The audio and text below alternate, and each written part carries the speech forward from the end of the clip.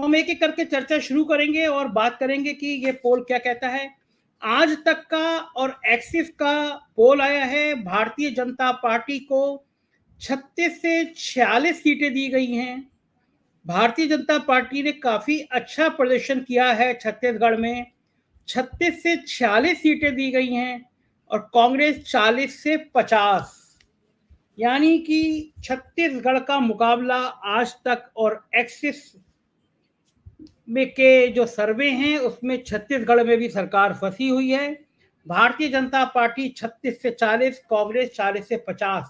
बहुत जल्दी जल्दी मैं कमेंट लूंगा इस पे। सबसे पहले अखिल स्वामी जी, क्या आपको लगता है कि आज तक का यह आंकड़ा ठीक है, छत्तीसगढ़ में ऐसे ही होगा? नहीं संजय जी, मुझे नहीं लगता कि आंकड़ा ठीक होगा, ऐसा मुझे नहीं लगता है। मेरा व्यक्तिगत जो अपना आंकलन है उसके हिसाब से जो पांचों चुनाव होंगे वो एक डायरेक्शन के चुनाव होंगे और छत्तीसगढ़ उसमें अग्रणी भूमिका निभाएगा। और मुझे ऐसा लगता है कि ये जो आंकड़े इन्होंने दिए हैं, पता नहीं कैसे दिए हैं, किस प्रकार से सर्वे किया है, लेकिन मुझे ऐसा लगता है कि छत्तीसगढ़ और तेलंगाना एक तरफा चुनाव है और इसमें इस प्रकार का क्लोज कॉन्टेस्ट की कोई उम्मीद नहीं। बिल्कुल बिल्कुल ठीक बात है। राजेश बादल जी, आप तो घूमे हैं इस इलाके में, क्या लगता है छत्तीसगढ़ का जो एग्जिट पोल आया है आज तक का, वो बता रहा है बीजेपी 36 से 46, कांग्रेस 40 से 50। क्या लगता है आपको कि क्या वास्तव में छत्तीसगढ़ में भी चुनाव फंसेगा? माइक अनम्यूट कर लीजिए राजेश जी।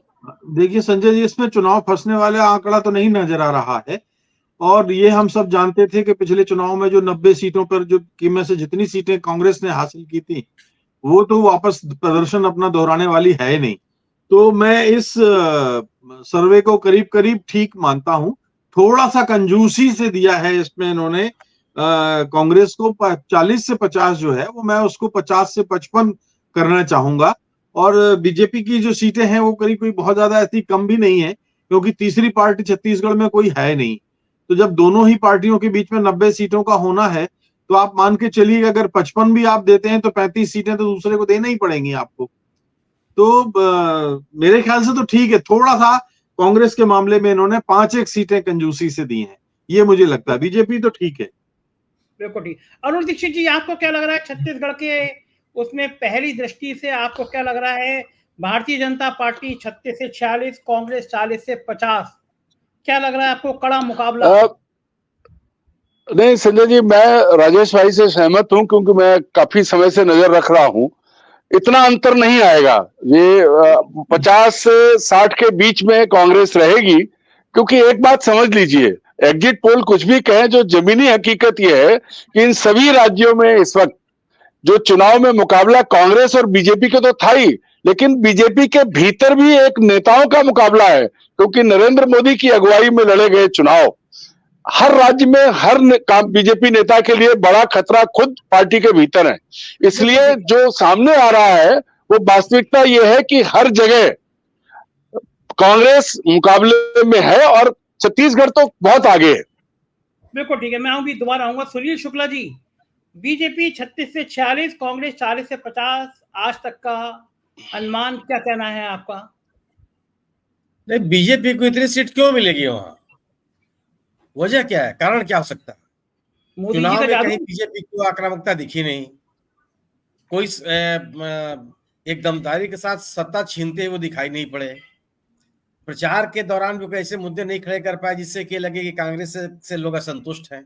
तो किस बिना पर इतनी सीट मिल जाएगी? यह जरूर है कि जो पुराना उनका परफॉर्मेंस था 15 सीटों का, उससे थोड़ा आगे बढ़ जाएंगे वो, लेकिन 35 और 40 सीट मिल जाएगी ऐसा तो मुझे नहीं लगता। मुझे लगता है कि एक बहुत कंफर्टेबली भी कांग्रेस की एक तरफा जीत होनी चाहिए वहां। बिल्कुल बिल्कुल ठीक है। सृष्टि जी, आपका क्या अनुमान है? आज तक भारतीय जनता पार्टी को 36 से 46 और कांग्रेस को 40 से 50 सीटें दे रहा है।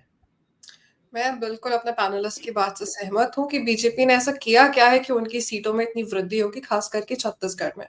राजस्थान हम मान सकते हैं कि क्लोज कॉन्टेक्स्ट हो सकता है या फिर राजस्थान में थोड़ा पेच फंस सकता है, बट छत्तीसगढ़ एंड तेलंगाना जो है वो आई थिंक कांग्रेस के लिए क्लियर कट विक्ट्री होने वाली है। So far that is my prediction. बिल्कुल ठीक है। नवीन जायसवाल जी, आपका क्या कमेंट है? आप राजस्थान में थे, लेकिन छत्तीसगढ़ की बहुत बातें आप तक आती रहती थी। माइक अनम्यूट करके बताइए फटाफट। देखिए, तीनों जो हिंदी पट्टी के प्रदेश है, एमपी, छत्तीसगढ़ और राजस्थान, उसके अंदर सबसे बेहतर स्थिति अगर छत्तीसगढ़ की मानी जा रही थी। वहां की सरकार ने जिस तरह से काम किया, उनकी योजनाओं का जो फॉलो राजस्थान तक किया गया, तो मैं मानता हूं कि छत्तीसगढ़ में रिजल्ट जो दिखा है, एग्जिट पोल दिखा रहा है, वो शायद कांग्रेस को कम दिखा रहा है। कांग्रेस की स्थिति उससे बेहतर होगी। बिल्कुल ठीक है। संजीव श्रीवास्तव जी, मध्य प्रदेश से बैठ के छत्तीसगढ़ की बहुत बातें किया करते थे आप। 36 से 46 भारतीय जनता पार्टी, कांग्रेस 40 से 50, अन्य को 1 से 5। क्या लग रहा है आपको ये सच के करीब होगा? देखिए, पूर्व के जो मेरे पैनलिस्ट हैं सभी ने अपने अपनी राय प्रकट की और मैं भी उसमें सहमति जताऊंगा। पिछली बार जो था, करीब 9 ऐसी एजेंसीज देश की थी जिन्होंने वहां सर्वे को लेकर जो एग्जिट पोल दिया गया था, उस एग्जिट पोल में मिनिमम 26 और मैक्सिमम 46 सीटें बीजेपी को दी थी। तो 26 और 46 का आंकड़ा था, एकदम कम रहती तो 26 और अधिकतम जाती 46, 15 सीटें आई थी। तो मुझे लगता है कि कहीं ना कहीं जो पूर्व के हमारे पैनलिस्ट कह रहे हैं, कुछ नापने में या कुछ कहीं कुछ ऐसा थोड़ा सा गलती सी लगती है कि कहीं इतना बड़ा अंतर आ पाएगा। ये बिल्कुल मैं सहमत हूं कि कुछ सीटें बीजेपी जरूर बढ़ाएगी, लेकिन कांग्रेस को इतनी बुरी स्थिति में जो खड़ा किया जा रहा है, उसमें बेहतर स्थिति शायद कांग्रेस की होनी चाहिए। संजय जी, बिल्कुल ठीक बातें हैं। और मयूर जानी जी, तीनों ब्रह्मांड में, तीनों लोकों में क्या हो रहा है, ये सिर्फ गुजरात के लोग बता सकते हैं। धरती, आकाश, पाताल, सबकी जन्मपत्री गुजरात में है। क्या लग रहा है आपको, आज तक ने जो छत्तीसगढ़ में दिया है, बीजेपी 36 से 46, कांग्रेस 40 से 50, अन्य 1 से 5, गुजरात में बैठ के आपकी क्या भविष्यवाणी है? Mic unmute, mic unmute, mic mic mic mic. देखिए, आप गुजरात को थोड़ा कम आंक रहे हैं अभी। हम सिर्फ ये तीनों लोग की बात ना करें, आप सकल ब्रह्मांड की बात करें, तब जाके कुछ न्याय हमारे साथ हो पाएगा। ठीक है, मतलब कि मल्टीवर्स की बात करें तो ठीक है। फिर अब रही कि मैं क्या मानता हूँ। देखिए, यहाँ बैठ के मैं तो बस खबरें पढ़ सकता हूँ, कुछ दोस्त हैं वहां पे, उनसे बात कर सकता हूँ और जानकारी पाने की कोशिश कर सकता हूँ कि वहां जमीन पर क्या हो रहा है। तो जो मेरी बातचीत हुई है या जो मुझे पता चला, वो तो ये है कि भाई कांग्रेस, जिसे राजेश जी कह रहे थे कि हाँ, या शायद मेरे ख्याल से अरुण जी भी कह रहे थे कि वो उतना उस तरह का जो प्रदर्शन 2018 में था, शायद उसको रिपीट न कर पाए। लेकिन जो ये सीटें दी है अभी आज तक वालों ने, आज तक है तो दे भी सकती है, इस तरह का आकलन कर भी सकते हैं, उसमें कोई मुझे आश्चर्य नहीं है। लेकिन फिर भी वो कुछ कांग्रेस को एक सेकंड मानवर, आज तक है तो दे भी सकती है, इस लाइन का अर्थ पहले बता दीजिए आप। ये लाइन आपने क्यों कही? नहीं, मतलब कि वो ट्यूनिंग में है ना, उनका वेवलेंथ मिला हुआ है सकल ब्रह्मांड की कर्ता हर्ता के साथ, तो हो सकता है कि दे भी दे, उसमें कौन सी बड़ी बात है। तो आपको क्या लगता है कि वहां पे बीजेपी को कितनी आनी चाहिए? नहीं, मुझे लगता है कि कांग्रेस की जो बताई गई है, कुछ 45 से 55 के बीच की बताई गई ना, अभी आप जो बोल रहे थे, मुझे लगता है वो कम से कम 5 से 10 कम बताई, 5 मिनिमम कम बताई। अगर उसको आगे लेके जाए तो 50 के 60 तो मिनिमम वहां कम से कम जानी चाहिए कांग्रेस को। जो मैं ही बोलूंगा आज कमेंटी। नवीन जी, आज उंगली मत दिखाइए, आज मैं ही बोलूंगा, आज मेरे ही बोलने का दिन है, क्योंकि आप लोगों के पास डाटा आता रहेंगे, कंफ्यूजन होता रहेगा। अब मैं दूसरे चैनल की तरफ आता हूँ। इंडिया टीवी का पोल आया है। अब वो इंडिया टीवी का पोल आ गया। इंडिया टीवी के मालिक रजत शर्मा भी उतने ही करीबी हैं जितना आज तक वाले मयूर जी इशारा कर रहे हैं। इंडिया टीवी ने कहा है कि भारतीय जनता पार्टी को 30 से 40, कांग्रेस को 46 से 56, अन्य को 3 से 5। इंडिया टीवी के पोल के हिसाब से भारतीय जनता पार्टी 30 से 40, कांग्रेस 46 से 56। अखिल जी, जो बात आप कह रहे थे, आपके मन की बात सुन ली इंडिया टीवी ने। आपका कमेंट इस पे? नहीं संजय जी, मैं केवल एक चीज कहना चाह रहा हूं। पुराने वक्ताओं ने यह कहा कि बीजेपी ने क्या किया है कि छत्तीसगढ़ में इतनी सीटें मिलेंगी। मेरा कहना यह है, दिल्ली ने जो किया है, इसकी वजह से सीटें बहुत ज्यादा कम हो जाएंगी। तो मुझे लगता है एक तरफा चुनाव है ये, और ये अभी जो भी आंकलन हो रहे हैं, अविश्वसनीय रिजल्ट आएंगे, ये मेरा व्यक्तिगत विचार है।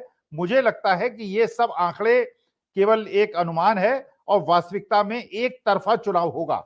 छत्तीसगढ़ में क्या, बाकी स्टेट्स में जब बात करेंगे वहां भी यही चीज निकल के आएगी। तो ये अखिल जी, ये जो कांग्रेस के 46 से 56 दिखा रहे हैं, इसको भी क्रॉस मारना है, ये क्या कर रहे हैं आप? मतलब कहां? नहीं, देखिए, पिछले चुनाव से या पिछले जितने भी चुनाव हुए हैं, इस बार के चुनावों की परिस्थिति पूरी तरह से बदल चुकी है। जो अप ट्रेंड में चीज थी वो ट्रेंड रिवर्सल में है, और जो डाउन ट्रेंड में चीज थी वो अप ट्रेंड में है। कोई भी चीज ऐसी नहीं है जो बीजेपी के फेवर में काम कर रही हो, और हर चीज कांग्रेस के फेवर में काम कर रही है। मेरे ख्याल से एक तरफा चुनाव है, कोई संघर्ष नहीं। राजेश जी, आपने कहा और तुरंत इंडिया टीवी ने आपके मन की बात सुन ली और एकदम आंकड़े बदल गए। कांग्रेस 46 से 56, भारतीय जनता पार्टी 30 से 40। रजत शर्मा से तो आपकी पहले से दोस्ती है, मुझे लगता है आपकी बात सुनती है आंकड़े बदल गए। क्या लग रहा है आपको? नहीं, ठीक है, मुझे लगता है आज तक की तुलना में संजय ये थोड़ा सा बेहतर है। तो 56 में, मतलब मेरा आकलन ये था कि 55 से 60 कर दीजिए तो वहां कहीं कांग्रेस ठहरी है, और बीजेपी 25, 28, 30, 32 के ऊपर। लेकिन बीजेपी, अभी एक सवाल आया था हमारे विद्वान साथियों ने कि बीजेपी ने क्या किया है। देखिए, छत्तीसगढ़ और मध्य प्रदेश में क्या किया है का तो प्रश्न है ही नहीं, और कभी नहीं होता, किसी चुनाव में नहीं होता कि किस पार्टी ने क्या किया। जब दो ही दल हैं और दोनों ने आधे आधे वोट बांटे हुए हैं, तो किसने क्या किया है ये बहुत प्रश्न गौण हो जाता है। फिर इसके उत्तर में ये सवाल आएगा कि मध्य प्रदेश में कांग्रेस ने क्या किया है, वही जो उत्तर आएगा वही छत्तीसगढ़ का उत्तर है। तो क्योंकि वहां वो विपक्ष में है, यहाँ ये विपक्ष में है। मध्य प्रदेश में कांग्रेस ने जितना किया है वैसा ही कुछ बीजेपी ने मध्य प्रदेश में किया, छत्तीसगढ़ में किया है। बस ये है कि यहाँ शिवराज को अपमानित किया, वहां रमन सिंह को अपमानित किया। तो दोनों ही जगहों पे एक जैसी स्थिति है, और कोई इससे मुझे नहीं लगता कि इसमें कोई अतिरिक्त, आप दोनों राज्यों में बीजेपी का घनघोर तानाशाह बिठा दीजिए तो भी वो बीजेपी कांग्रेस के बराबर वोट प्रतिशत उसका है। जी बिल्कुल ठीक कह रहे हैं। अरुण जी, आपका क्या कमेंट है इंडिया टीवी के इस एग्जिट पोल पे? माइक अनम्यूट करके।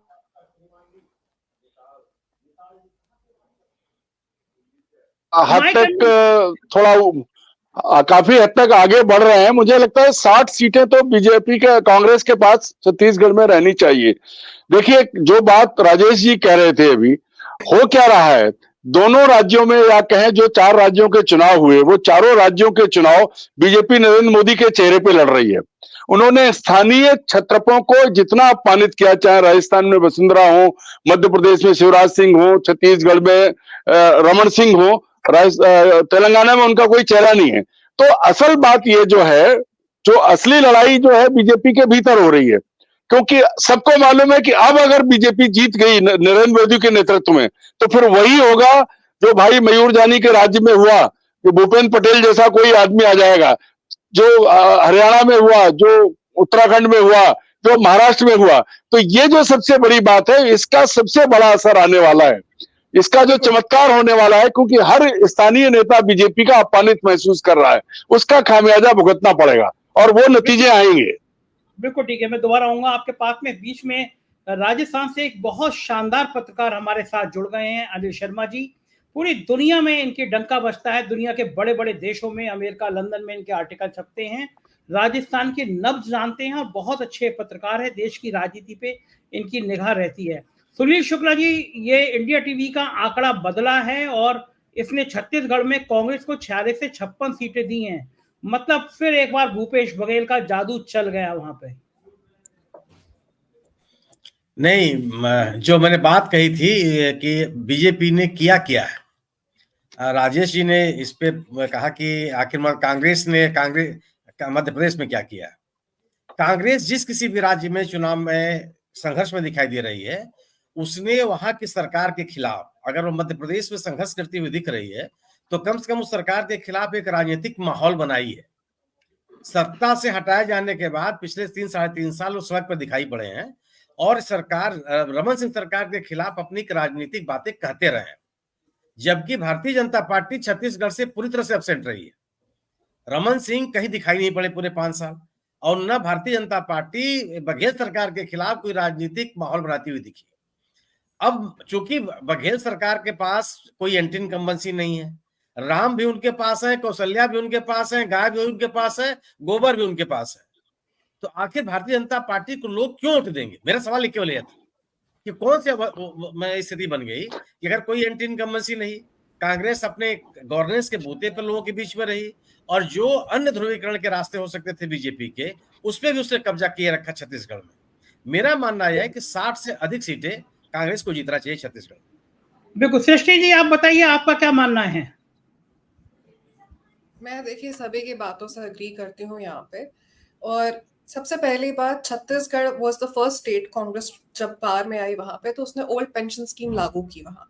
उसको देखते हुए फिर राजस्थान में लागू हुई, और फिर कांग्रेस ने वादा किया आने वाले चुनाव में कि हर जगह जहां कांग्रेस की सरकार बनेगी वहां पे ओल्ड पेंशन स्कीम लागू की जाएगी। और भारत जोड़ो यात्रा जो राहुल गांधी ने की है, उसका एक जो पॉजिटिव इम्पैक्ट पड़ा है इन कांग्रेस रूल्ड स्टेट्स, क्योंकि यहाँ पे ध्रुवीकरण नहीं कर पाई है बीजेपी चाह कर भी। अगर हम राजस्थान का भी एग्जाम्पल लेते हैं संजय जी, तो पहले वहां पे मोदी की गारंटी की बात हुई, मोदी के चेहरे पे बात हुई, लेकिन जब मोदी जी की गारंटी वहां विफल रही तो उसके बाद बात वापस चली गई है। वहां पे जो इंसिडेंट क्रिएट हुआ था, जो एक मर्डर हुआ था, वो वापस कम्युनलिज्म पे चले गए, वो वापस रिलीजन के डिवाइड पे चले गए।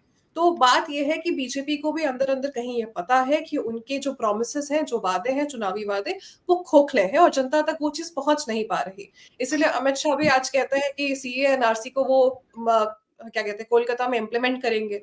तो बात यही घूम फिर के आ रही है कि कांग्रेस जो है उसने गवर्नेंस के नाम पे वोट मांगा है in all the current rule states, वो राजस्थान हो, छत्तीसगढ़ हो। जहां तक मध्य प्रदेश का मामला है, वहां मध्य प्रदेश में कांग्रेस ने हमेशा गवर्नेंस को ही लेके मुद्दा उठाया है एज एन ऑपोजिशन, कि क्या क्या कौन कौन सी चीजों में मध्य प्रदेश लैक कर रहा है and what Congress can promise. तो ये जो गवर्नेंस जो एक इशू है, दैट इज समथिंग जो वहां की जनता के साथ रेजोनेट करेगा और जनता उसको वापस से चुन के लेके आएगी। And I am pretty sure कि वापस से कांग्रेस आएगी छत्तीसगढ़ में। बिल्कुल ठीक है। अनिल जी, स्वागत है आपका, आपने अपना कीमती समय हमको दिया, हम आपके आभारी हैं। जो पोल आए हैं आपके आने से पहले, आज तक के पोल में बीजेपी 36 से 46, कांग्रेस 40 से 50, और अब जो इंडिया टीवी का पोल आया है जो आपके सामने है, उसमें बीजेपी 30 से 40 और कांग्रेस 46 से 56।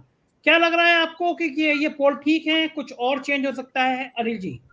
मैं मानता हूं संजय जी, ये बढ़ेगा कांग्रेस की तरफ छत्तीसगढ़ में तो, और इसीलिए मैं बोलता हूं अगर छत्तीसगढ़ में बढ़ेगा तो मध्य प्रदेश में क्यों नहीं बढ़ेगा और राजस्थान में क्यों नहीं बढ़ेगा। मेरा एक सिंपल सी थ्योरी है, तीनों स्टेट देखिए, मध्य प्रदेश हमारा बॉर्डर टच करता है, संजीव जी मेरे से ज्यादा जानते हैं और राजेश जी मेरे से ज्यादा जानते हैं मध्य प्रदेश को, पर मैं तो सुनील जी की बात सुन के राजस्थान में उनसे समझता हूँ। सही बात है, ईमानदारी के बाद वो जब बोलते तो मेरे समझ में आता राजस्थान में क्या हो रहा है।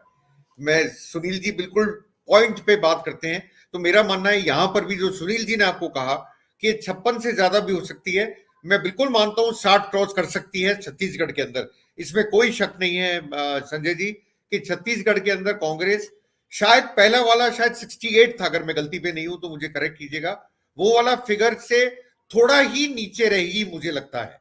वहां पे प्रो इंक्यूमेंसी दिखती थी, एंटी इंक्यूमेंसी कहीं दूर दूर तक नहीं थी। उनके जो काम थे, उनके काम बोल रहे थे भूपेश बघेल के, जिस तरह से उन्होंने हिंदुत्व को भी हैंडल करा, जो पहले मेरे से बोल रहे थे वो सही करे थे सुनील जी, कि गाय का भी उन्होंने ले लिया, सॉफ्ट हिंदुज्म पे वो चले गए, गोबर भी खरीद लिया।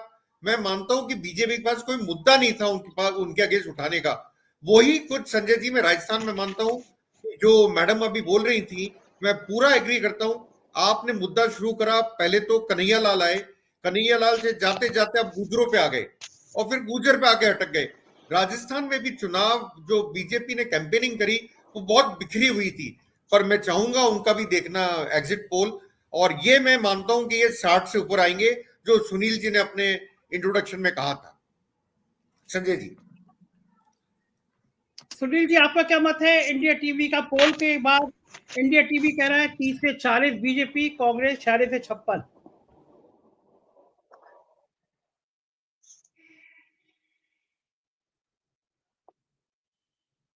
सुनील जी, आप मेरे को सुन पा रहे हैं क्या? सुनील जी आप सुन पा रहे हैं क्या? हाँ, सुनील जी से मैं कह रहा हूँ, सुनील सॉरी मैं नवीन जायसवाल जी आपसे मैं पूछ रहा हूँ, क्षमा कीजिएगा। नवीन जी, क्या लग रहा है आपको, इंडिया टीवी के पोल से सहमत हैं आप? देखिए, जो अभी हम बात कर रहे थे, पहले आज तक एक्सिस के पोल की बात की थी, इंडिया टीवी के पोल की बात की थी, जैसे सब हमारे पैनलिस्ट बोल रहे हैं कि शायद इसमें नंबर में कुछ सुधार होगा। मेरे पास पिछली बार के एग्जिट पोल के आंकड़े हैं। पिछली बार 5 जो एग्जिट पोल हुए थे उसमें किसी ने भी वो वास्तविक नंबर नहीं दिया था जहां तक छत्तीसगढ़ के अंदर कांग्रेस गई थी। पिछली बार 68 सीटें मिली थी, मगर 3 एग्जिट पोल जो है बहुमत की स्थिति में भी नहीं दिखा रहे थे। एक्सिस माई इंडिया का जो पोल था वो सबसे ज्यादा 60 सीटें दे रहा था, जबकि सीटें मिली थी 68 सीटें मिली थी। टाइम्स नाउ सीएनएक्स का जो एग्जिट पोल था वो सिर्फ 35 सीटें दे रहा था कांग्रेस को छत्तीसगढ़ में। सी वोटर का जो एग्जिट पोल था वो 46 सीटें दे रहा था, और न्यूज 24 का जो एग्जिट पोल था वो 40 सीटें दे रहा था, और जन की बात चाणक्य का जो एग्जिट पोल था वो 50 सीटें दे रहा था। तो उन सारे एग्जिट पोल के अनुमानों को ध्वस्त करते हुए बीजेपी ने कांग्रेस ने वहां जबरदस्त सफलता हासिल की थी, 2/3 से ज्यादा बहुमत लेकर आए थे। तो उस एग्जिट पोल के हिसाब से लगता है कि इस बार भी एग्जिट पोल को झुटलाते हुए कांग्रेस वहां ज्यादा अच्छा प्रदर्शन करेगी। संजीव श्रीवास्तव जी, आपकी प्रतिक्रिया? देखिए, ये जो बात हम पहले भी हमारे पैनलिस्ट कर रहे हैं, अब इंडिया टीवी का पिछला जो एग्जिट पोल था उसमें 46 सीटें दी थी बीजेपी को 2018 में, 46 थी उसकी और 35 थी कांग्रेस की, लेकिन उलट था, 68 पे पहुंची थी कांग्रेस और 15 पे टिक गई थी बीजेपी। तो कहीं ना कहीं बहुत सारे ऐसे कारण रहे हैं इस बार भी कि उन कारणों में उनको नजरअंदाज नहीं कर सकते। भूपेश बघेल का 5 साल का जो कार्यकाल रहा है संजय जी, उस कार्यकाल में ऐसे कोई भी बड़े फेल्यूअर नहीं है। उन्होंने जिस तरीके से जनता से संवाद स्थापित करने में सफलता पाई है, जिस तरीके से वो जनता के बीच लोकप्रिय हुए, और जो सारा का सा सिनेरियो बना, हम लोगों ने जो जब ये प्रचार के दौर में भी देखा, उसके पहले भी देखा, तो ओवरऑल जो स्थिति, और मुझे तो ये लगता है कि निश्चित तौर पे कुछ सीटें कम होंगी। 15 अगर बीजेपी की पिछली बार थी और 68 कांग्रेस की थी, तो इसमें गड़बड़ होना चाहिए। लेकिन जो एक चूक कहीं हुई थी वो भी उनके पक्ष में जाती है भूपेश बघेल के, जो इन्होंने आखिरी में ईडी को भेजा, वो जो एक कांड हुआ पूरा का पूरा, तो सिंपैथी वोट भी है, तो कहीं ना कहीं थोड़ा सा संजीव जी बिल्कुल मैं रोकूंगा। मैं अपनी टीम से कहूंगा कि एवीपी का भी वोटर सर्वे आ गया है। ये देखिए, एवीपी ने दिया है भारतीय जनता पार्टी 36 से 48, कांग्रेस 41 से 53, अदर्स 4। भारतीय जनता पार्टी 36 से 48, कांग्रेस 41 से 53। छोटे छोटे कमेंट। बिलाल भाई, आपका स्वागत है। पहले आपसे शुरुआत, क्या लग रहा है? बाकी पोल हमने भी बताए थे, अब एबीपी का आया है, ये तो काफी नजदीकी मामला, क्या लग रहा है आपको? देखिए, छत्तीसगढ़ में जो परफॉर्मेंस रही है, इसमें तो दो राय नहीं। भूपेश बघेल के खिलाफ ऐसी किसी तरह की भी कोई एंटी इनकम्बेंसी की किसी भी तरह के सर्वे से या किसी तरह के एक्सपर्ट्स के माध्यम से या किसी तरह के वहाँ के स्टेट्स जर्नलिस्टों के माध्यम से नहीं सुनने को मिली थी। और हम भी छत्तीसगढ़ के कुछ अखबार पढ़ रहे थे रेगुलर। लेकिन जिस तरह से एग्जिट पोल के अंदर बहुत ही क्लोज टाई दिखा रहा है, लेकिन फिर भी अपर हैंड तो दिखाई रहा है कांग्रेस का, इसमें दो राय नहीं। अब फाइनल हमें ये देखना पड़ेगा कि इसमें वेरिएशन कितना आता है और कितनी एक्यूरेसी भी है। एग्जिट पोल की भी अपनी कुछ एक्यूरेसी होती है, हालांकि एग्जिट पोल ऑलमोस्ट सही साबित होते हैं, एक एक्सेप्शन अगर आप छोड़ दें तो। लेकिन फिर भी क्लोज तो है, लेकिन फिर भी अपर हैंड दिखाई रहा है कांग्रेस का। मयूर भाई, क्या लग रहा है? मयूर जानी जी, गुजरात से बैठ के बताइए, आप क्या सीन लग रहा है? माइक अनम्यूट कर लीजिए। एवीपी ने कहा है 36 से 48, कांग्रेस 41 से 53। इसमें तो उसी बात से अभी भी जो है वो जुड़ा हुआ हूँ जो पहले दौर में हुई थी कि ऐसा काम नहीं हुआ है, या ऐसी कोई जिसे कहते हैं ना कि कोई एडमिनिस्ट्रेशन उस तरह से नहीं है कि लोग परेशान हुए हो या जो वादे किए हो उसमें से लगभग ज्यादातर जो है, जो मैं उनकी सूची भी देख रहा था, तो उन्होंने पूरे किए हैं। और बाकी सॉफ्ट हिंदुत्व वाली बात जो अब हमारे सब वरिष्ठ लोग कर रहे हैं वो बात भी सही है, वो भी सुनने में पढ़ने में आ रहा है। और किसानों को वहां मतलब किसान वाला मामला जो मैं देख रहा था वो बड़ा वो, और ओल्ड पेंशन स्कीम, दोनों किसानों को जो एमएसपी वाली बात है, जो धान की खरीद की बात है, और साथ में जो ओल्ड पेंशन स्कीम वाली बात है, मुझे लगता है कि कोई कारण वैसे है नहीं वहां ज्यादा कोई बड़ा कि जो एंटी इनकम्बेंसी खड़ी करे। और भूपेश बघेल की सरकार को ये जो आंकड़ा अभी दिख रहा है वो मुझे नहीं लगता कि कोई वास्तविकता के आसपास है। मुझे लगता है कि वो कम से कम 60 के आसपास तो वो आनी चाहिए, या हो सकता है उससे एक या दो ज्यादा हो, पर उससे कम हो तो मुझे बड़ा आश्चर्य होगा। बिल्कुल ठीक है। और बहुत जोरदार चौंकाने वाला आंकड़ा देने वाला हूं। रिपब्लिक भारत, मध्य प्रदेश, टीम से कहूंगा कि अगर संभव हो तो जल्दी से लगाए मध्य प्रदेश। सारे अनुमान आप लोगों के ध्वस्त कर दिए रिपब्लिक भारत ने। भारतीय जनता पार्टी बम बम मध्य प्रदेश में 118 से 130, कांग्रेस मध्य प्रदेश में चुनाव हारती हुई नजर आ रही है रिपब्लिक भारत के हिसाब से 97 से 107। मध्य प्रदेश के बहुत सारे भारतीय मेरे साथ हैं। राजेश जी, आपके राज्य में आर भारत बता रहा है कि बीजेपी की बड़े मार्जिन के साथ सरकार बन रही है, आपका कमेंट क्या सही है ये सर्वे? देखिए संजय जी, जब हम कोई देखते हैं इस तरह का आंकड़ा तो आपको ये तो देखना ही होगा कि चैनल का चरित्र क्या है। अभी हम लोगों ने पिछले जैसे आज तक का और इंडिया टीवी का और एबीपी का 3 लिए, तो उसमें चैनल का एक लंबा जो स्थायी चरित्र अगर आप देखें तो रिपब्लिक भारत बहुत ना तो लोकप्रिय है मध्य प्रदेश में और ना ही मैं उनके आंकड़ों पर भरोसा करना चाहूंगा। भारतीय जनता पार्टी ने निश्चित रूप से आखिरी 1 महीने में बहुत अच्छा प्रचार अभियान संभाला और वो स्थिति कांग्रेस की समाप्त कर दी जो 2 महीने पहले थी, यानी जो कर्नाटक वाली जो स्थिति थी। लेकिन उसके लिए काफी हद तक कांग्रेस भी जिम्मेदार है। भारतीय जनता पार्टी ने अपना अभियान तो सुधारा है, ये मुझे कहने में कोई हिचक नहीं है। लेकिन ये जो आंकड़ा है रिपब्लिकन भारत का 118 130, ये मुझे लगता है कि थोड़ा सा अतिरंजित है। ये आंकड़ा 100 99 95 98 ये करीब होना चाहिए।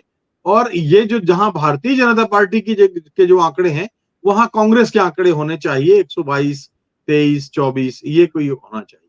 जी अरुण जी, ये तो कमाल हो गया। रिपब्लिक भारत बता रहा है कि मध्य प्रदेश में जबरदस्त तरीके से भारतीय जनता पार्टी की सरकार बन रही है। थोड़ा कैमरा नीचे कर लीजिए अरुण जी, आपके सिर के ऊपर काफी वो है जगह है यहाँ। आपका हैट थोड़ा कम नजर आ रहा था मुझे। ऐसी हैट आजकल राजेश जी नहीं पहनते हैं।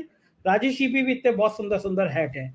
अरुण जी, क्या कमाल कर दिया। रिपब्लिक भारत कह रहा है कि बम बम हो गए, मामा जी की वापसी। क्या मानना है आपको? माइक अनम्यूट करके बताइए। है कि जो राजेश जी कह रहे थे, ये सबसे पहले तो जो चरित्र है उस चैनल का, उस पर अगर देखें तो विश्वास कतई नहीं होता है। दूसरी चीज ये है कि आखिर में मैं पहले दिन से ये मानता रहा हूं कि कांग्रेस के पास संसाधन नहीं थे। बीजेपी के पास अगर कांग्रेस 1 रुपया खर्च कर रही थी, बीजेपी 80 रुपया खर्च कर रही थी, इतना अंतर था। और बाद में पूरी ताकत बढ़ाई। पूरा चेहरा जो था नरेंद्र मोदी का था और उसी आधार पर पूरा प्रचार किया। लेकिन मैं लोगों के बीच में गया हूं, गांव में घूमा हूं, जनता जो है वो चुनाव लड़ रही थी कांग्रेस के लिए। सरकारी कर्मचारी लड़ रहा था और जो ओल्ड पेंशन स्कीम की बात हो रही है उसके आधार पर। और जो सबसे बड़ी बात थी, भाजपा का नाराज कार्यकर्ता, उसको हम माइनस नहीं कर सकते क्योंकि उन्हें साफ दिख रहा था कि होने वाला क्या है। आज ये जो चैनल कह रहे हैं इसको मैं कतई नहीं मानता। मेरा मानना है कि कांग्रेस कम से कम 120 सीट हासिल करेगी, इससे ऊपर जाएगी, इससे नीचे नहीं आएगी। इसकी वजह कांग्रेस का प्रचार, कांग्रेस की ताकत कम लेकिन जनता का गुस्सा ज्यादा और बीजेपी की गलतियां ज्यादा है। इसके लिए उसके साथ जनता खड़ी है और कुछ नहीं है। भैया संजीव जी, क्या मामला है? आपके आंकड़े तो गलत हो गए। देखिए, आर भारत के हिसाब से तो बम्पर सीटें लेकर मामा जी सरकार बना रहे हैं।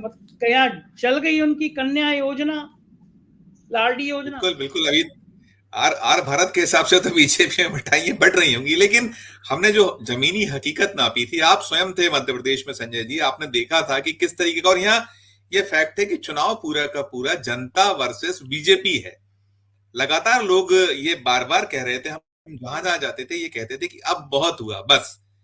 अगर इसके विपरीत ये जो एग्जिट पोल आया है तो कहीं ना कहीं ऐसा लगता है कि बहुत सत्य जो है उससे कितना विपरीत नजर आ रहा है। ये समझ से थोड़ा सा परे दिखता है, नहीं समझ में आता। और जो उस चैनल का जो चरित्र की बात हुई, बेशक वो चरित्र ऐसा है उस चैनल का कि उसके बाद कहीं ना कहीं संदेह और शंका पैदा होती है। मध्य प्रदेश में पिछली बार भी जो सर्वे थे उसमें बहुत सारे सर्वे ऐसे ही आए थे। बीजेपी को बहुत अच्छे से कंफर्ट मेजॉरिटी दिलाई थी, लेकिन वो नतीजे वैसे रहे नहीं थे। बीजेपी रह गई थी, था नजदीकी मामला था। अब सवाल ये भी पैदा होता है कि जो सरकार 20 साल का संजीव जी, आर भारत को पता है कि चुनाव से पहले मध्य प्रदेश में खुल गए हैं बैलेट पेपर, हो गई है गिनती।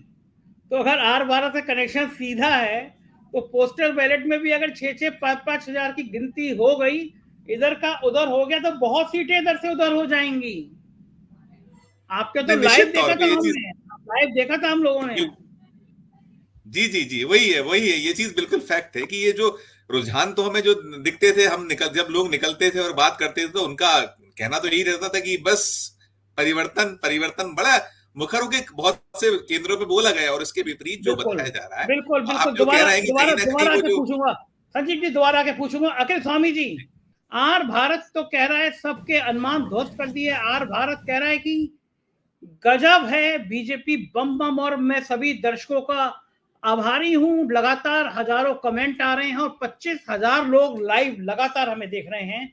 25,000 लोग, ये 4 PM पे भरोसा है कि इस समय हमें 25,000 लोग लगातार देख रहे हैं। सब दर्शकों का शुक्रिया। अखिल जी, क्या कारण है कि आर भारत कह रहा है कि सरकार बीजेपी की बन रही है? मई 2024 तक उनको बहुत सारे एडवर्टीजमेंट्स लेने हैं और बड़े बड़े पेमेंट्स होने हैं। हो सकता है कुछ पेमेंट्स पेंडिंग भी हो। देखिए, मैं माइक्रो फैक्टर्स की बात नहीं कर रहा, मैं मैक्रो फैक्टर्स की बात कर रहा हूं। पहला मैक्रो फैक्टर है, मैं अर्थशास्त्र का अध्यापक हूं तो उसी के संदर्भ में बात करता हूं, लॉ ऑफ डिमिनिशिंग रिटर्न्स। जितने भी चालें थी बीजेपी की वो फेल हो गई हैं और उनका फल मिलना बंद हो गया है। दूसरा फैक्टर है मोदी वर्सेस राहुल। पिछले जितने भी चुनाव हुए हैं लोग उसको एक्स्ट्रापोलेट कर रहे हैं। मोदी पहले वोट ऐड करते थे, अब वोट डिडक्ट करते हैं, और राहुल वोट ऐड करते हैं। तो इसलिए मैक्रो फैक्टर्स को देखते हुए मेरे को यह लगता है कि ये सारे अनुमान बेचारों की मजबूरियां हैं, उनके अपने स्टाफ हैं, बड़े बड़े खर्चे हैं उनके। लेकिन एक अध्यापक मन मेरा यह कहता है, पांचों चुनाव एक डायरेक्शन के हैं और देश की जनता जो लैंडमाइन बिछाई है उससे परेशान है। अगर ऐसे रिजल्ट रिपब्लिक भारत जैसे आते हैं तो मुझे लगता है कि देश के अंदर जो उन्होंने सारा जहर बोया है उसकी फसल निकलनी शुरू हो गई है। लेकिन मैं इसको मानता नहीं, एक तरफा चुनाव है, कांग्रेस जीत रही है पांचों स्टेट में।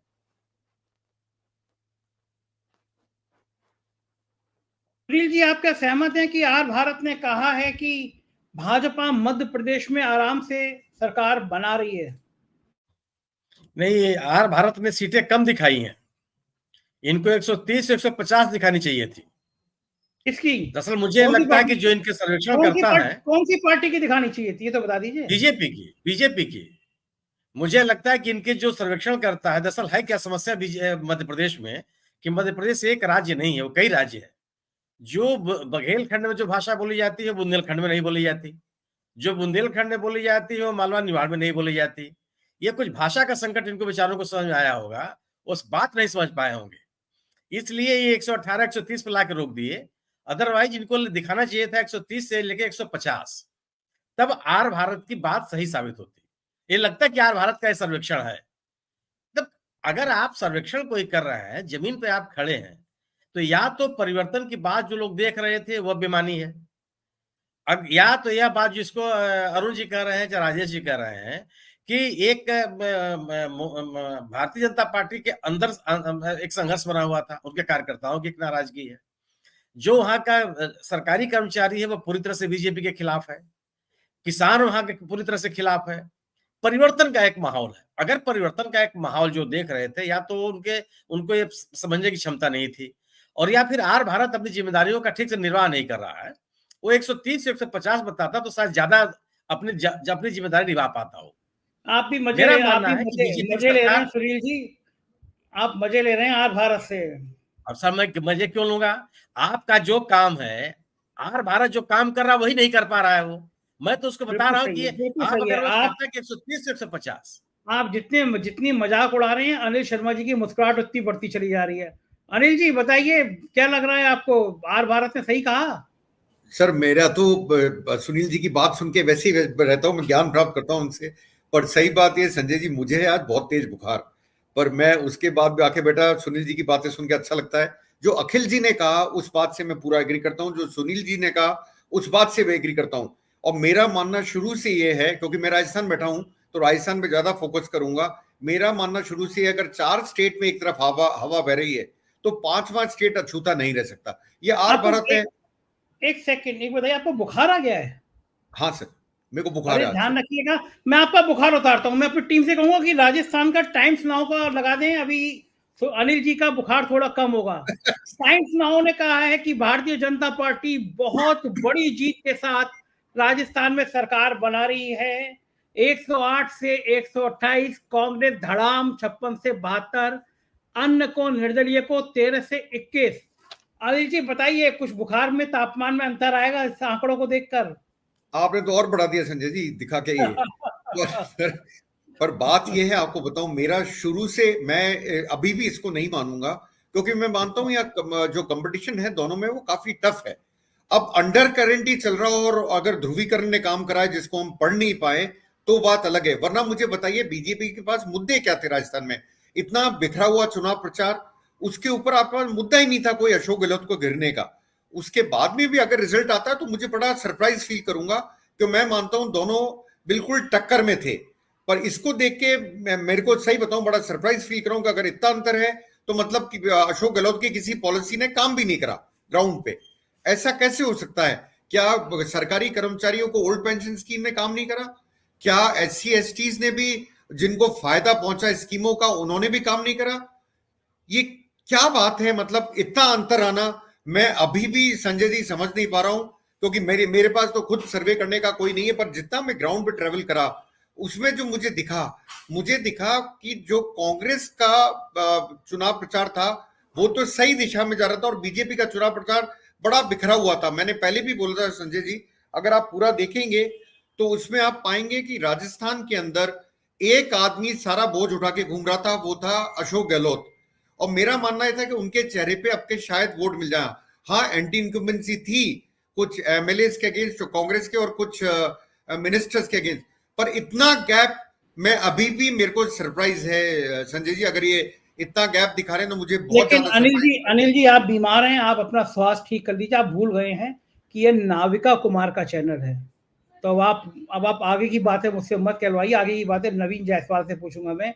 नवीन जी, नाविका कुमार जी के इस चैनल से, भक्ति काल के इस चैनल पे यकीन है आपको कि क्या राजस्थान में ये सीन रहेगा? देखिए, जो आंकड़े इन्होंने दिखाए हैं मैं उससे सहमत नहीं हूं। जो ग्राउंड पे माहौल है उसके अंदर माना जा रहा था बड़ी एक टफ फाइट है, कुछ भी हो सकता था, बीजेपी आगे हो सकती थी। मगर जिस तरह से अंतर बताया जा रहा है, अगर आप पूरे कैंपेन को देखेंगे और जो वोटिंग पैटर्न रहा है उसको देखेंगे तो लगता है, या अंत में यही कहना पड़ेगा, अगर यही फिगर सही है तो जो ध्रुवीकरण की बात की है, बीजेपी ने कोशिश की थी, प्रधानमंत्री नरेंद्र मोदी से लेकर पूरी बीजेपी ने कोशिश की थी, वो शायद ध्रुवीकरण का कार्ड चल गया। अन्यथा दूसरा कोई ऐसा मुद्दा नहीं था जिसको लेकर कोई एग्जिट पोल भी इस आंकड़े तक पहुंच सकता था। गहलोत सरकार के जिस तरह के कामकाज थे, जो गारंटियां उन्होंने दी थी वो बेहतर थी। वो कई बार हम पहले मान चुके, खुद बीजेपी मान चुकी है, प्रधानमंत्री नरेंद्र मोदी भी उन्हीं गारंटियों की बात करने लगे थे जो अशोक गहलोत दे रहे थे।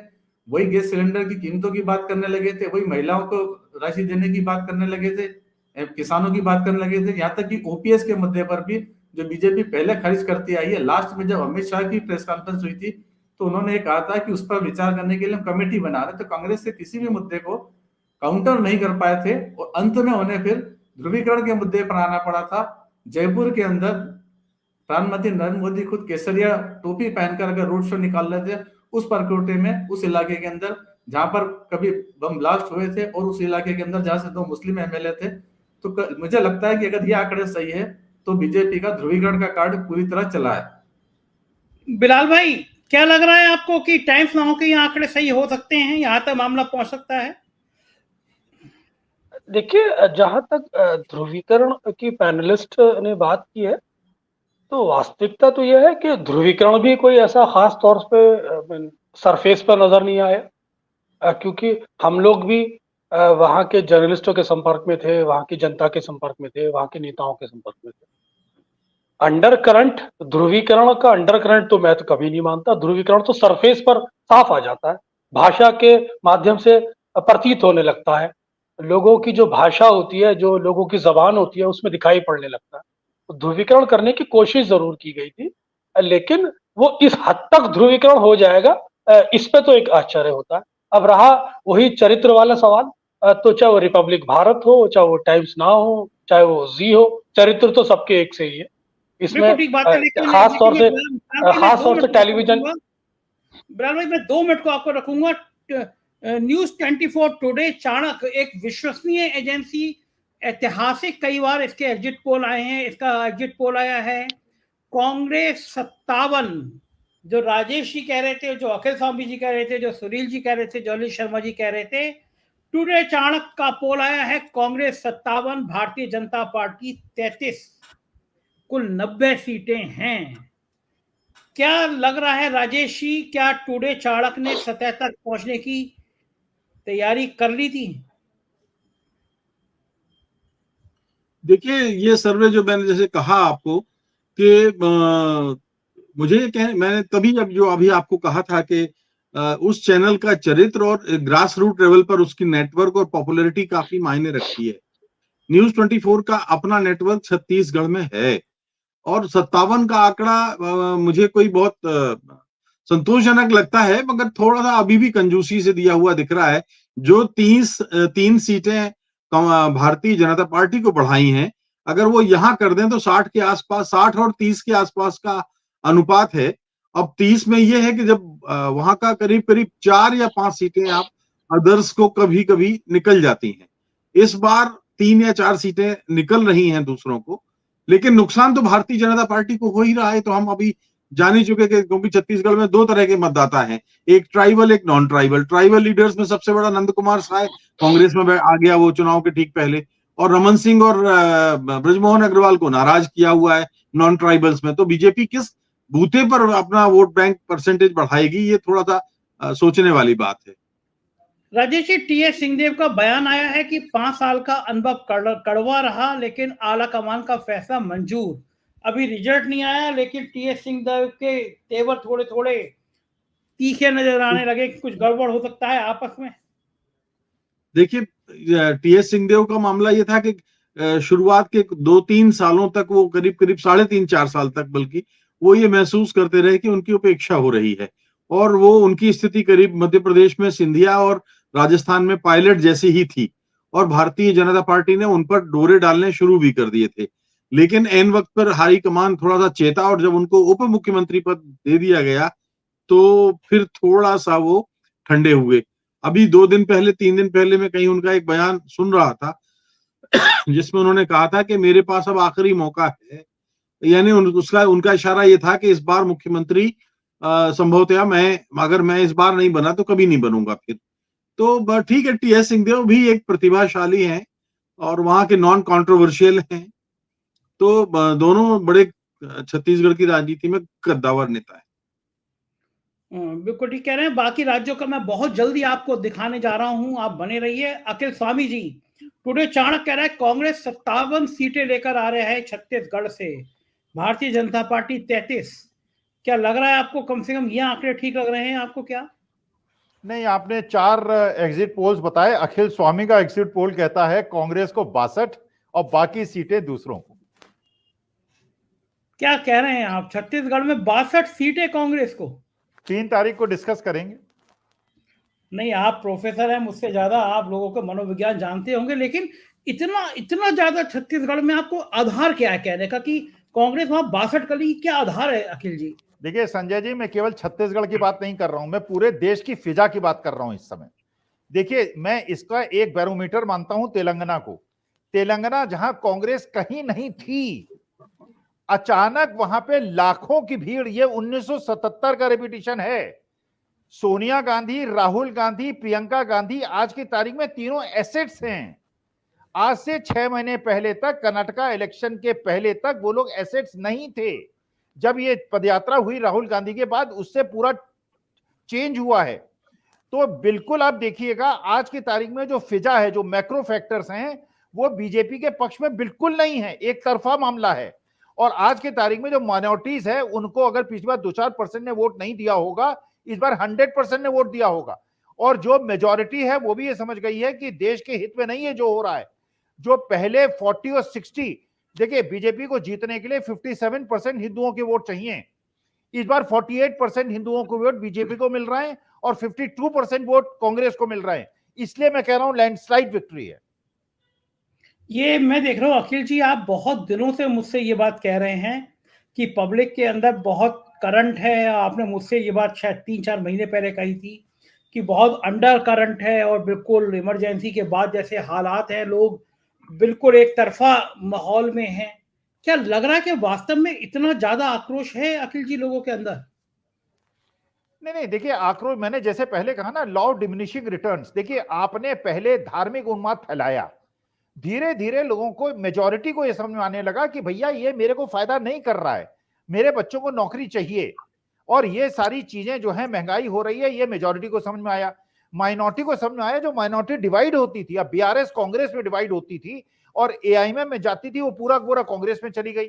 तो एक तरफा माइनॉरिटी का वोट होना और मेजॉरिटी का डिसोल्यूशनमेंट, ये पूरी तरह से एक तरफ। और राहुल गांधी और सोनिया गांधी, अब तेलंगाना में आप देखिए, केवल एक स्टेट को कंपेयर कीजिए। अब आपके ये जो पोलिस्टर्स हैं वो क्या बताएंगे मुझे नहीं पता, तेलंगाना में इतनी भीड़ अभी आपने संजय जी कभी रिसेंट पास्ट में देखी है क्या, जो वहां पे, और 2 महीने के अंदर ये परिवर्तन हुआ है। तो ये मैं ये मानता हूं, बाकी ये तो एग्जिट पोल करके आए, पैसा इन्होंने खर्च किया, मैं तो घर बैठा हूं, कहीं गया भी नहीं फील्ड में।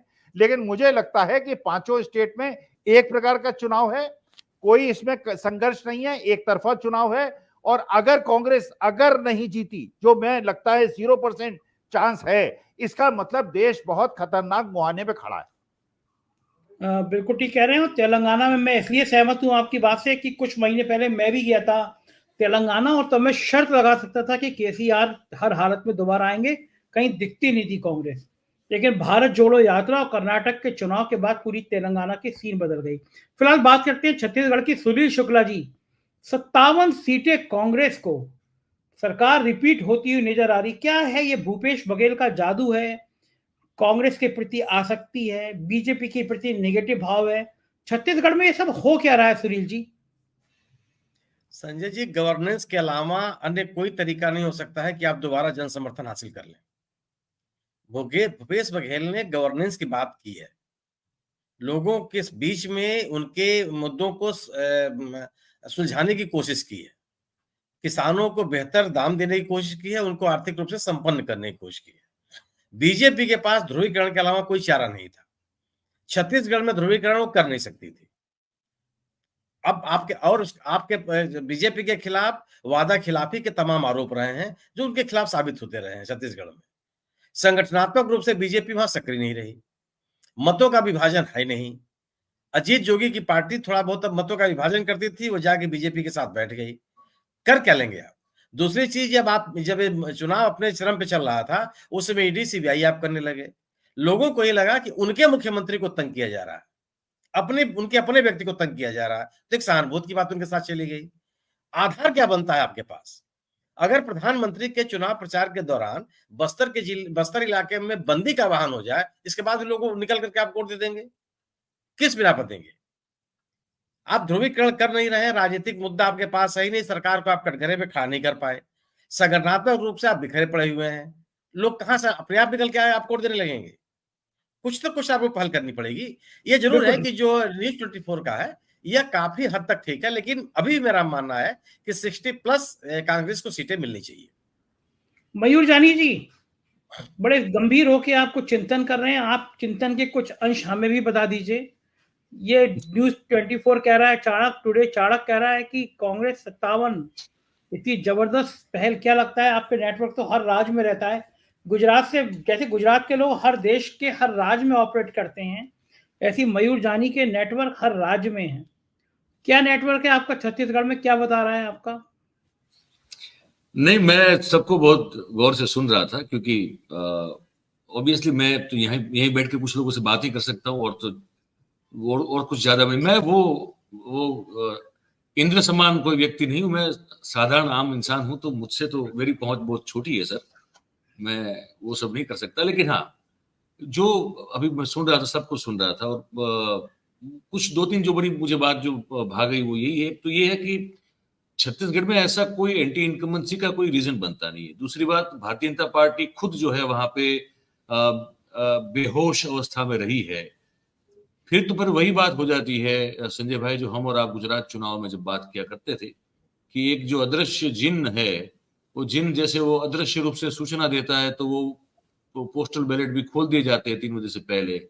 अगर ऐसी कोई संरचना अगर फिर से एक बार जो काम में लगाई जाती है तो फिर अलग बात है ना। अदरवाइज तो वहां छत्तीसगढ़ में किसी भी सूरत में भारतीय जनता पार्टी कोई टक्कर दे, या जो इससे पहले के जो आंकड़े थे, ये फिर भी थोड़ा ठीक है। लेकिन मैं तो अभी भी उस बात से जो है उसको रिपीट करूंगा कि 60 या उससे ऊपर सीटें कांग्रेस को आराम से वहां पे मिलनी चाहिए। और वही हाल मध्य प्रदेश का मैं सोच रहा हूँ कि मध्य प्रदेश में तो मैं दोबारा आऊंगा। एक और महत्वपूर्ण आंकड़ा आ रहा है हम लोगों के पास, वो है इंडिया टीवी का तेलंगाना का। मैं अपनी टीम से कहूंगा कि जिनसे किसी के माइक अगर खुले रह जाते हैं उनको बंद कर दे, क्योंकि फिर आवाज गूंजने लगती है। तेलंगाना का इंडिया टीवी का आंकड़ा आपके सामने है। तेलंगाना में बीआरएस केसीआर की सरकार बकौल इंडिया टीवी जाती हुई नजर आ रही है। 31 से 47, सिर्फ 31 से 47 सीटें तेलंगाना में केसीआर को। कांग्रेस ने कमाल कर दिया है, अगर ये आंकड़े सही हैं। मैं मानता हूं कि इतना ज्यादा जादू शायद कोई पार्टी मैंने पिछले 30-35 सालों में करती हुई नहीं देखी। अगर ये आंकड़े सही हैं, 3-4 महीने के अंदर कांग्रेस ने वहां वो कर दिया, जिसके बाद देश में इसके बहुत जबरदस्त संदेशे जाएंगे। मुझसे एक मेरा मित्र है, बहुत पॉलिटिकल समीक्षक है, और एक आईपीएस, दोनों ने मुझसे कहा कि अगर तेलंगाना में कांग्रेस सरकार बनाती है तो इसका मतलब ये भी समझा जाना चाहिए कि 2024 में कांग्रेस की सीटें भारतीय जनता पार्टी से ज्यादा भी हो सकती हैं। भारतीय जनता पार्टी की बहुत बुरी हालत, चौथे नंबर पर, और शायद ये बहुत बड़ा दर्द देगा। योगी आदित्यनाथ का बड़ा भव्य शो हुआ था वहां पर, उन्होंने कहा था हैदराबाद का नाम हम भाग्योदय बना देंगे। तमाम ओवैसी को चैलेंज दिए थे। अगर ओवैसी अपने गढ़ में इतने बड़े बड़े रैलियों के बाद, अमित शाह ने कहा था कि हम तेलंगाना में एक पिछड़ा सीएम बनाएंगे, सरकार बनेगी। प्रधानमंत्री मोदी ने बीआरएस पे तरह तरह के हमले किए थे। लेकिन अगर तेलंगाना में कांग्रेस की ये इतनी जबरदस्त बैटिंग नजर आ रही है तो बहुत खतरनाक संदेश है प्रधानमंत्री के लिए। मतलब जो करंट शुरू हो रहा है कांग्रेस का, वो शायद बहुत आगे तक जाएगा। अखिल जी, जो आप कह रहे थे तेलंगाना में, वो होता हुआ नजर आ रहा है, आपका क्या कमेंट है? नहीं, 3 तारीख को डिस्कस करेंगे संजय जी। जो मैं कह रहा हूं 5 स्टेट में आपको दिखाई पड़ेगा। देखिए, इस समय कोई दुविधा नहीं है देश के सामने, देश के और मोदी जी के पास इस समय कोई ऐसा पॉइंट नहीं है जिससे वो लोगों को आकर्षित कर सके। लोगों ने 10 साल उनका शासन देख लिया है, और राहुल गांधी इतनी ज्यादा जिस प्रकार से जनता की मनोभावना को समझ रहे हैं। देखिए, करंट ऐसी नहीं होती है, जब आंधी चलती है ना, तो ऐसा नहीं होता कि 100 किलोमीटर चलेगी फिर रुक जाएगी। और ये नेबरिंग स्टेट्स हैं, सब जुड़े हुए हैं एक दूसरे से। राजस्थान से मध्य प्रदेश जुड़ा हुआ है, उससे छत्तीसगढ़ जुड़ा हुआ है, कर्नाटका से तेलंगाना जुड़ा हुआ है। कर्नाटका के चुनाव में आपने देख ही लिया। अरे, आप लोगों के रिएक्शंस देखिए, और रिएक्शन, इतना वोकल रिएक्शन कभी भी मोदी जी के खिलाफ होने का मतलब है ये तूफान है, ये सुनामी है। मोदी जी के खिलाफ 1 साल पहले बोलने की हिम्मत नहीं करता था कोई, आज खुल के सड़क पे बोल रहे हैं। ये एक तरफा मामला है।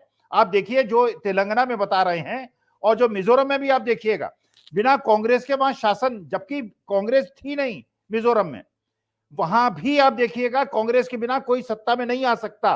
2 पार्टियों को मिलना पड़ेगा, और जेपीएम और जो वो है एमएनएफ, वो आपस में नहीं मिल सकते। 5 स्टेट में कांग्रेस सत्ता में आएगी, और ये देश के हित में होगा।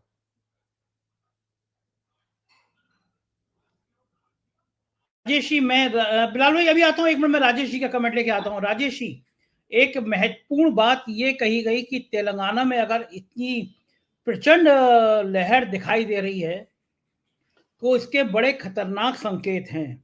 कुछ महीनों में तेलंगाना की स्थिति अगर कांग्रेस बदल देती है तो इसका मतलब कि एक कोई ऐसा करंट था, कोई अंडा करंट था जिसे लोग पहचान नहीं पाए, जिसे लोग पकड़ नहीं पाए, जो कांग्रेस के पक्ष में चल रहा था। और तेलंगाना में अगर ये इंडिया टीवी के नतीजे सही माने जाएं तो इसके क्या राजनीतिक अर्थ निकलते हैं? देखिए, ये जो टुडे चाणक्य का आप जो तेलंगाना का जो आप बता रहे हैं, मैं इसका अर्थ ये निकालता हूं कि कांग्रेस अपने मूल वोट बैंक के स्वरूप की ओर लौट रही है। मूल वोट बैंक से मेरा मतलब ये है कि देखिए, जो केसीआर हैं वो कहां से निकले थे? कांग्रेस से ही निकले थे। हम जानते हैं कि कांग्रेस कमजोर दक्षिण भारत में तब हुई जब ये थोड़ी सी क्षेत्रीय पार्टियां पैदा हुई आंध्रा में और तेलंगाना में। वाईएसआर वाले अलग हो गए और इधर केसीआर अलग हो गए।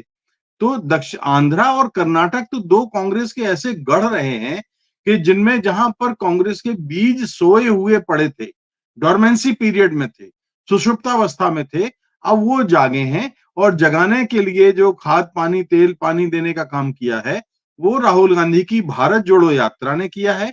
और केसीआर के जो 10 वर्षों का कुशासन है, उनके परिवार वालों के द्वारा किया गया भ्रष्टाचार है, और वो अपेक्षाएं पूरी अपेक्षाओं पर खरे नहीं उतरे जो तेलंगाना के एक औसत मतदाता तक की थी कि अगर 2014 में राज्य बना है तो उसे क्या चाहिए।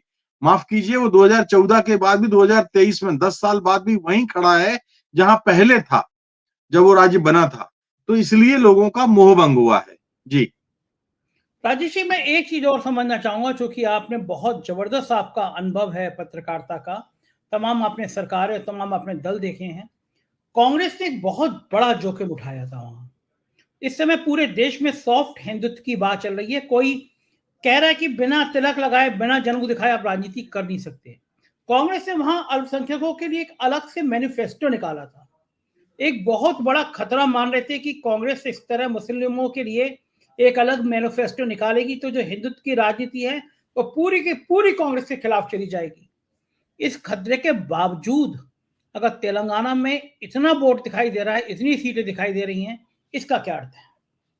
देखिए, दक्षिण भारत में जिस सांप्रदायिक आधार पर विभाजन की हम लोग आज बात कर रहे हैं, उस तरह का विभाजन दक्षिण भारत में कम दिखता है। ये उत्तर भारत की और हिंदी पट्टी में जरूर आपको नजर आएगा। तेलंगाना में मैं गया हूं, कई बार गया हूं, वहां अल्पसंख्यकों के लिए जो घोषणा पत्र निकाला गया है, मुझे लगता है वहां इसलिए कि उनकी आबादी इतनी अधिक है और उनकी विविध समस्याएं इतनी अधिक हैं कि उसमें कांग्रेस ने अगर निकाला है तो आप मान के चलिए कि अगर एक घोषणा पत्र में होते और बी पार्ट में वो अल्पसंख्यकों का कर देते तो आप क्या कहते? तब आप यही कहते कि एक घोषणा पत्र तो एक ही था, लेकिन बी पार्ट में आपने अल्पसंख्यकों को ज्यादा तरजीह दे दी। लेकिन इस बार ये हुआ है संजय जी, जो ये आंकड़े बता रहे हैं, इसका अर्थ ये है कि कांग्रेस जो आंध्रा से लगी हुई पूर्वी पट्टी है, उस पूर्वी पट्टी में उसने टिकटों का वितरण बहुत सावधानी से किया है और वो पट्टी जो है वो कांग्रेस का बहुत ठोस वोट बैंक रही है। तो एक तो कारण ये है।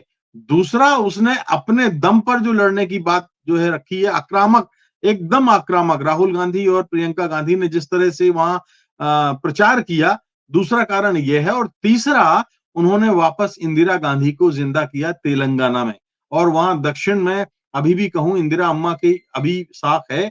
और मैं आपको कम से कम 40 कैंपेन ऐसी हुई, सभाएं ऐसी हुई, रैलियां हुई हैं जिनमें इंदिरा गांधी को बहुत लोगों ने जैसे ही नाम लिया और तालियों की गड़गड़ाहट से वो पूरा रैली का ग्राउंड जो है गूंज उठा। तो ये एक दो तीन चीजें हैं जो मुझे लगता है कि शायद उसकी वजह से कांग्रेस को लाभ मिले। और बीजेपी का तो कोई स्टेक था नहीं वहां पे, बीजेपी का तो कोई मतलब नहीं है वहां पे, बात करने का भी मतलब नहीं है। जी बिल्कुल ठीक है। बिलाल भाई, आप कुछ कह रहे थे, बताइए। रहता कि संजय भाई, जैसे मैंने पहले भी आपसे कहा था कि इन चुनाव के अंदर एंटी इनकम्बेंसी जरूर वर्क करती नजर आई। भाई अब आप तेलंगाना के अंदर 10 साल की एंटी इनकम्बेंसी के फैक्टर बहुत बड़ा फैक्टर है, तो ये एंटी इनकम्बेंसी 18 साल मध्य प्रदेश में क्यों नहीं हुए? साथ ही साथ अगर छत्तीसगढ़ के एक पॉजिटिव रिजल्ट है तो वो नियर बाय स्टेट है। और जिस तरह से कांग्रेस ने पूरे कैंपेन को एक यूनिफॉर्म तरीके से लड़ा है, क्षेत्रीय छत्रपों के माध्यम से लड़ा है, वो कहीं भी इस बात का अंदेशा नहीं देता है कि कांग्रेस पार्टी कहीं भी लूज कर रही है। और बार बार ध्रुवीकरण की बात हो रही, ध्रुवीकरण तो एक आबो हवा में नजर आ जाता है। हम उत्तर प्रदेश से आते हैं, उत्तर प्रदेश उसका एक प्रयोगशाला रहा है। ध्रुवीकरण की राजनीति साफ नजर आ जाती है और उसकी जबान, उसका लहजा, उसका तरीका करने का अलग नजर आता है। भाई ध्रुवीकरण करने की कोशिश तो इससे पहले कर्नाटक में भी की गई थी, हिमाचल में भी की गई थी। तो ध्रुवीकरण का फैक्टर तो मेरे को नहीं लगता क्लिक कर रहा, बल्कि एंटी इनकम्बेंसी का जो फैक्टर है, चाहे वो मध्य प्रदेश की सरजमीन पे नजर आया, तेलंगाना में नजर आया, और प्रो इनकम्बेंसी जो लाभार्थी योजनाएं थी वो छत्तीसगढ़ में नजर आया, उसके भी बहुत फैक्टर थे। हाँ, हम शुरू से जिस दिशा में बात कर रहे थे कि हम राजस्थान को ट्रेस नहीं कर पा रहे थे, बार बार हमारे सभी पैनलिस्ट ये कह रहे थे कि राजस्थान के अंदर एक तरह से कंफ्यूजन नजर आ रहा है। 1 मिनट रुकूंगा, बड़ा जबरदस्त आज तक का पोल आया है, मैं टीम से कहूंगा राजस्थान, जरा राजस्थान लगाइए और राजस्थान में दिखाइए।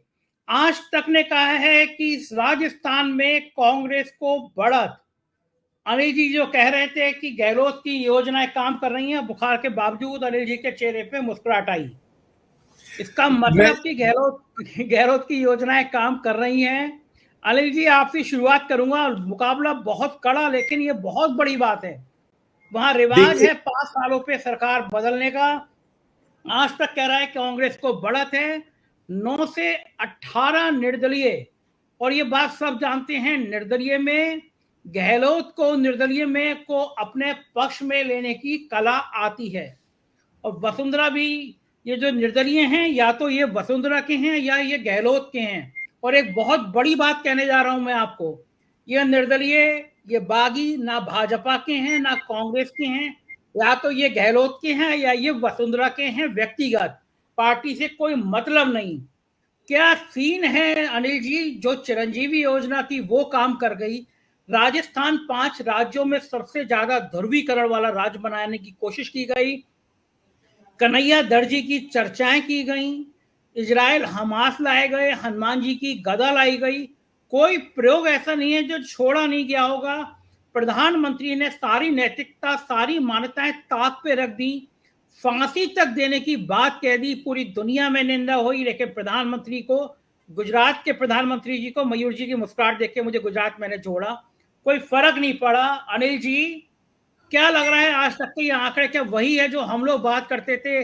मैंने शो किया था अनिल जी इस समय, राजस्थान के सारे सीनियर जर्नलिस्टों को बुला के, नवीन जी हमारे साथ थे, और उन सबका मानना था चुनाव बहुत फंसा हुआ है।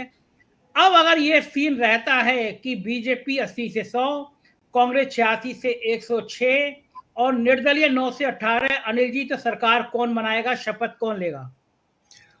ऑब्वियस है संजय जी, शपथ तो वो लेगा जो लीडिंग टॉप मोस्ट पार्टी होगी, जिसके ज्यादा विधायक होंगे। पर मैं एक चीज संजय जी कहना चाहूंगा आपको, मैं वो आदमी हूं जो शुरू से बोल रहा है कांग्रेस को एज है राजस्थान में, बाकी सब बीजेपी को एज दे रहे थे। मैं अड़ा हुआ था इस बात के ऊपर, अखिल जी ने जो कहा उस बात से, क्योंकि अखिल जी इकोनॉमिक्स के ज्ञाता है, मैंने इकोनॉमिक्स अपनी जिंदगी पढ़ी, क्योंकि मैं सीए कर रहा था पहले, जर्नलिज्म में आने से पहले। मेरा मानना भी यह है कि हवा का रुख दो तरफ नहीं हो सकता। अगर आप तेलंगाना, जो कि सबसे मुश्किल है स्टेट उसको जीतना, उसको अगर आप जीत रहे हो तो आप चारों में जीतोगे, ऐसा कोई रीजन नहीं दिखता।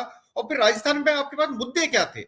आपकी बिखरी हुई कैंपेन, जिसमें आप चालू करते हो कन्हैया लाल पे और खत्म करते हो गुजरों पे, राजेश पायलट, सचिन पायलट पे आकर। आप मतलब कहीं ना कहीं वो देख रहे थे हम जीतते रहे तो वोट ही काट लें और कुछ नहीं करें। तो मैं ये जो आज तक का सर्वे आया है, इससे काफी कुछ इत्तेफाक रखता हूं संजय जी। मेरा मानना यह है कि पोजीशन में पहले से आपको बोलता था ये नेक टू नेक है। और बताना, आप देखिए, आपने पहले एक इंडिया टीवी का सर्वे दिखाया था शायद, या किसी और का दिखाया था राजस्थान में, टाइम्स नाउ का दिखाया था आपने, उसमें तो वो बीजेपी को बहुत ऊपर ले गए थे। तब भी मैंने आपको कहा था, मेरा मानना यह है इतने का अंतर बीजेपी कांग्रेस में नहीं हो सकता। ये रिजल्ट मुझे लगता है काफी कुछ आसपास है, और उसके 3 बड़े कारण हैं संजय जी। एक तो है ओल्ड पेंशन स्कीम, सरकारी कर्मचारियों ने आपके वोट दिल खोल के दिया अशोक गहलोत को।